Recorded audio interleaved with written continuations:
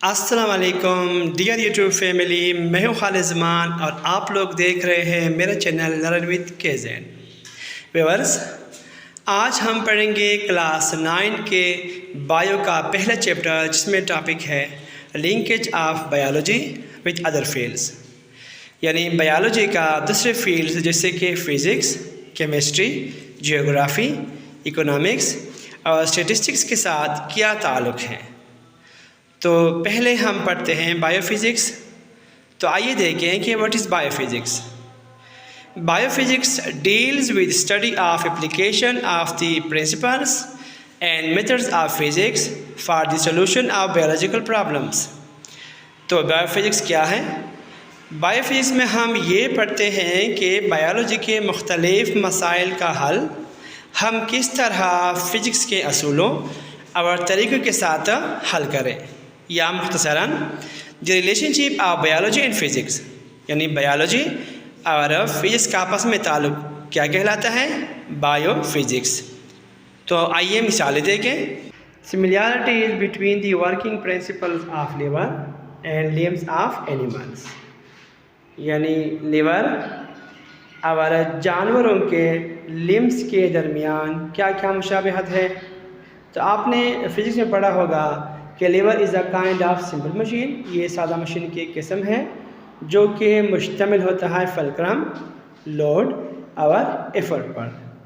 जो जगह घूमती है फ्रीली उसको हम फलक्रम कहते हैं, और जहाँ पर हम वज़न डालते हैं तो वज़न को हम क्या कहते हैं? लोड।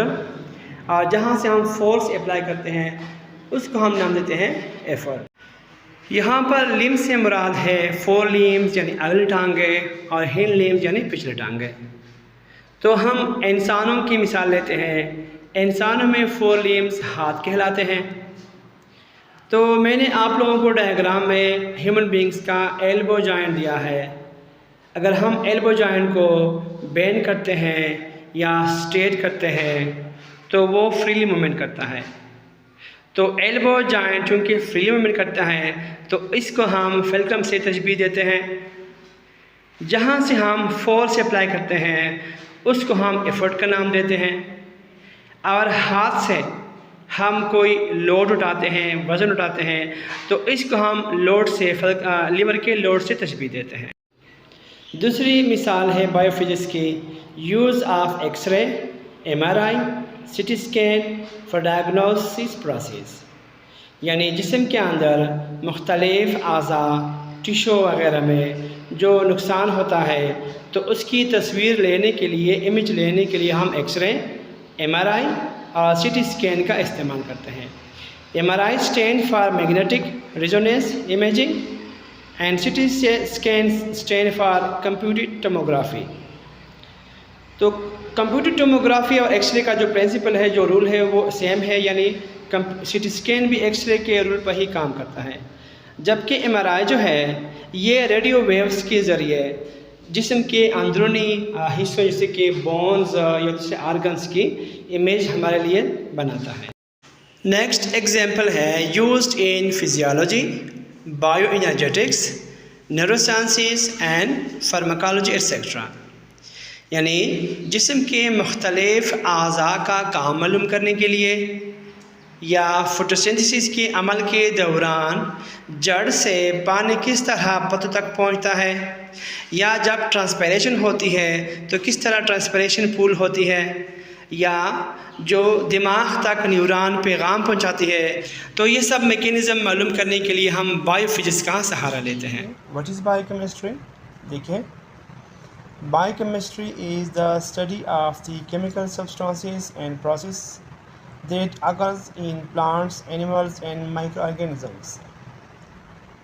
बायोकेमिस्ट्री में हम ये पढ़ते हैं कि मुख्तलिफ़ किस्म के मेटाबॉलिक रिएक्शन, यानी मुख्तलिफ़ किस्म के केमिकल रिएक्शन पौधों में, जानवरों में और खुर्दबीनी जानदारों में किस तरह वाक़ होते हैं, और इस रिएक्शन के दौरान कौन कौन से बायोमॉलिक्यूल्स तैयार होते हैं और किस तरह इन बायोमॉलिक्यूल्स की तोड़-फोड़ होती है। तो यहाँ पर मैंने दो जो है वो केमिकल प्रोसेसेस मेंशन किए हैं। पहला है फोटोसिंथेसिस। तो फोटोसिंथेसिस क्या है? फोटोसिंथेसिस सिर्फ पौधों में वाक़ होता है और ये अमल पौधे दिन की रोशनी के दौरान करते हैं, ख़ुसूसन पत्तों में ये अमल वाक़या होते हैं। तो इस अमल में क्या होते हैं? इस अमल के दौरान पौधे हवा से कार्बन डाइऑक्साइड गैस लेते हैं, मिट्टी से पानी लेते हैं जड़ के ज़रिए। तो ये दोनों मॉलिक्यूल पत्तों में मेसोफिल टिश्यू में इकट्ठे होते हैं और फोटोसिंथेसिस का प्रोसेस वाक़या होता है। तो इस प्रोसेस के दौरान ग्लूकोज बनता है। ग्लूकोज के साथ साथ एक और इजाफी प्रोडक्ट भी बनता है जो ऑक्सीजन कहलाता है। दूसरा है रिस्पायरेशन। तो रिस्पायरेशन का प्रोसेस आप सबको पता होगा कि तमाम लिविंग ऑर्गेनिज्म में वाक़या होता है। यहाँ पर मैंने आप लोगों के लिए एरोबिक रिस्पायरेशन जो है वो मेंशन किया है। तो एरोबिक रिस्पायरेशन में क्या होता है? एरोबिक रिस्पायरेशन के दौरान के फुलियों के अंदर ग्लूकोज की तोड़ फोड़ ऑक्सीजन की मौजूदगी में वाक़या होती है और इसके दौरान कार्बन डाइऑक्साइड, वाटर वेपर्स और एनर्जी रिलीज़ होती है। इसके अलावा बायोकेमिस्ट्री में हम ये पढ़ते हैं कि मुख्तलिफ़ किस्म के बायोमॉलिक्यूल्स जैसे कि carbohydrates, proteins, fats, vitamins, nucleic acid वगैरह किस तरह बनते हैं और किस तरह इसकी तोड़ फोड़ वाक़या होती है। इस तरह के ऊपर की मिसाल में हमने ये पढ़ा कि ग्लूकोज की तैयारी फोटोसिंथेसिस में वाक़या होती है, जबकि इसकी तोड़ फोड़ रिस्पायरेशन के अमल के दौरान होती है। इसी तरह आप प्रोटीन की मिसाल लेते हैं। प्रोटीन की जो स्ट्रक्चर यूनिट है वो अमीनो एसिड है, यानी प्रोटीन अमीनो एसिड से मिलकर बने होते हैं। तो अमीनो एसिड क्या है? आइए शक्ल देखें इसकी। Amino acid alpha carbon, hydrogen, एक साइड चेन, कार्बोक्सिलिक एसिड और अमीनो ग्रुप पर मुश्तमिल होता है। तमाम अमीनो एसिड में यही जो है वो स्ट्रक्चर होती है, माँ से वाई साइड चेन के यानी आर के। तो 20 अमीनो एसिड में सिर्फ आर जो है वो चेंज होता है, बाकी सब की जो स्ट्रक्चर है वो इसी तरह होती है और प्रोटीन के मॉलिक्यूल इसी अमीनो एसिड से मिलकर बने होते हैं। बायोस्टैटिस्टिक्स और बायोमेट्री। तो व्हाट इज़ बायोस्टैटिस्टिक्स? देखें, it deals with the study of biological process using statistical and mathematical formulas and techniques. यानी इसमें हम ये पढ़ते हैं कि बायोलॉजी के मुख्तलिफ़ मसाइल का हल हम किस तरह मैथ्स और स्टैटिस्टिक्स के फार्मूले के तहत हल करें। एक्सप्लेनेशन देखें। After experimental work, biologists apply the rule of statistics or mathematics to design, analyze and interpret of research data। यानी रिसर्च के दौरान बायोलॉजिस्ट मुख्तलिफ़ किस्म का जो डाटा है, जो इंफॉर्मेशन है वो कलेक्ट करते हैं। तो उस रिसर्च डेटा की उसकी जांच पड़ताल करने के लिए, उसको इंटरप्रेट करने के लिए बायोलॉजिस्ट मुख्तलिफ़ किस्म के मैथ्स और स्टैटिस्टिक्स के फार्मूलों को अप्लाई करते हैं ताकि उसे अंदाज़ा हो सके कि उसका जो डाटा है वो कितने हद तक एक्यूरेट है या नहीं। और फिर बायोलॉजिस्ट अपने रिसर्च को प्रेजेंट करते हैं मुख्तलिफ़ किस्म के बार ग्राफ के ज़रिए या पाई ग्राफ के ज़रिए या मुख्तलिफ़ किस्म के स्टैटिस्टिक्स के और टेक्निक्स के ज़रिए। एग्जांपल्स हैं यूज्ड इन रिसर्च फील्ड। तो अभी हमने पढ़ा कि मुख्तलिफ़ किस्म के रिसर्च में हम स्टैटिस्टिक्स के फार्मूलों को जो है वो अप्लाई करते हैं, तो हम ऑलरेडी पढ़ चुके हैं। सेकंड है use for agricultural and medical application. तो ज़राअत में मुख्तलिफ़ किस्म के फसलों या फार्म की जो इन्वेस्टमेंट है, जो प्रॉफिट है, उसका चार्ट बनाने के लिए हम फिर से जो है वो स्टैटिस्टिक्स के मुख्तलिफ़ फार्मूलों को जो है वो अप्लाई करते हैं। या इसी तरह मुख्तलिफ़ किस्म के जो मेडिसिन्स है उसका रिज़ल्ट्स हैं, उसके सिंथेसिस हैं, उसके प्रोडक्ट्स की इन्वेस्टमेंट है या प्रॉफिट है। तो ये सब बातों की जांच पड़ताल के लिए हम फिर से क्या करते हैं, बायो स्टैटिस्टिक्स के मुख्तलिफ़ फार्मूलों को अप्लाई करते हैं, ये जांचने के लिए कि ये प्रोडक्ट, ये रिज़ल्ट जो है ये कितने हद तक एक्यूरेट हैं। इस biogeography, it is the study of the geographic distribution of plants, animals and other forms of life। यानी ज़मीन पर पौधों, जानवरों और दूसरे खुर्दबीनी जानदारों की तकसीम किस तरह, जैसे कि हम कहते हैं कि ये जानवर बर्फ़ानी इलाकों वाले हैं, या ये पौधे पानी में होते हैं, या ये सहराई जानवर या सहराई पौधे हैं, वगैरह वगैरह। अब बात यह है कि बायोजियोग्राफी की ज़रूरत क्यों पड़ी, तो आइए देखें कि इसके फ़वाइद क्या हैं। नंबर 1, to understand the spread of animal borne disease, यानी वो बीमारियां जो जानवरों की वजह से इंसानों में ट्रांसमिट होती है, उसको समझने के लिए यानी कौन सा जानवर जो है वो इंसानों में कौन सी बीमारी काज करता है।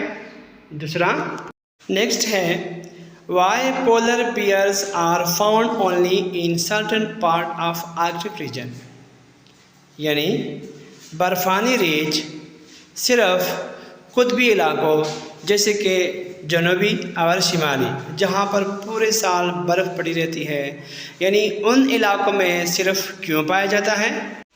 इसका एक और फ़ायदा यह है प्रिजर्वेशन ऑफ रेयर स्पीशीज़, यानी वो स्पीशीज़, वो जानदार जिसके नस्लें बहुत ही कम होती है, तो उसकी नस्ल को हम कैसे बचाएं कि वो इंडेंजर ना हो या वो एक्सटिंक्ट यानी बिल्कुल ख़त्म ना हो जाए।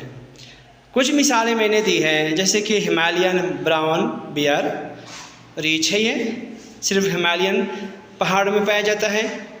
वाइल्ड एशियाटिक बफेलो, ये भैंस है जो जिसकी नस्लें बहुत कम है। और तीसरी किस्म मैंने आपको दी है मिसाल डेजर्ट फॉक्स, यानी सहराई लोमड़ी, तो इनकी नस्लें बहुत रेयर हैं। हम किस तरह इसको बचाएं, तो अगर हम बायोजियोग्राफी का मुताला करें तो ये सब बातें हमें पता चलेगी। इट इज़ बायोइकोनॉमिक, आइए देखें। The study of organisms with economic point of view is called बायोइकोनॉमिक्स।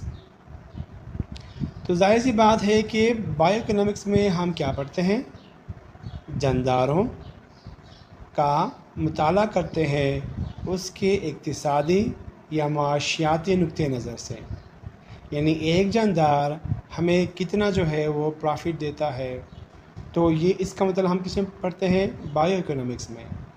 मज़ीद वजाहत देखें, both plants and animals play a vital role in the economy of the country.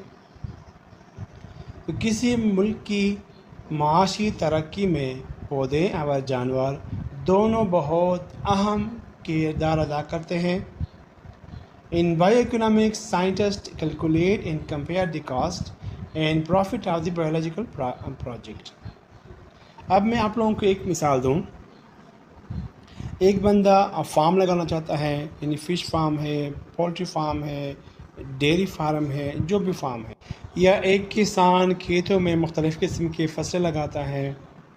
तो साइंटिस्ट या बायोलॉजिस्ट क्या करते हैं, वो इस फार्म पे या फसल पे जो लागत आती है, यानी जो इन्वेस्टमेंट होती है उसका, और उससे जो आउटपुट हमें हासिल होता है, तो उन दोनों के दरमियान कंपैरिजन करते हैं और ये देखते हैं कि आया इससे हमें प्रॉफिट हासिल होता है या नुकसान जो है वो होता है। उम्मीद है व्यूअर्स कि आप लोगों को बायोइकोनॉमिक्स की जो कॉन्सेप्ट है वो क्लियर हो गई होगी।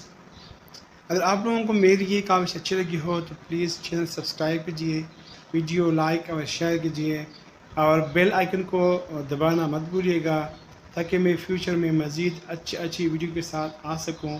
अपना ढेर सारा ख्याल रखिएगा। वस्सलाम।